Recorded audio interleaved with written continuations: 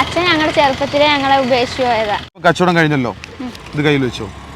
അപ്പം വീട്ടിലേക്ക് പോവാ. ഇപ്പൊ അമ്മക്ക് വയ്യാതായപ്പോ ഞാൻ ഇതിലേക്ക് ഇറങ്ങി. കണ്ണുനീർ തുടങ്ങി. എന്തിനാ കരയുന്നത്? ഹാപ്പി ആയിട്ടിരിക്കും. ഞാൻ ഇടയ്ക്ക് സിവിൽ സർവീസിന്റെ പോകുന്നുണ്ടായിരുന്നു. ഫീസിന്റെ വിഷയമൊക്കെ വന്നപ്പോൾ അത് മാറിപ്പോയി. പിന്നെ അത് വിട്ടു. ഇപ്പൊ ഡിപ്ലോമ എടുക്കണമെന്നുണ്ട്, ജോലിക്ക് കയറണമെന്നുണ്ട്. നമസ്കാരം. ഞാനിപ്പോൾ ഉള്ളത് എറണാകുളം ജില്ലയിൽ പിറവത്താണ് കേട്ടോ.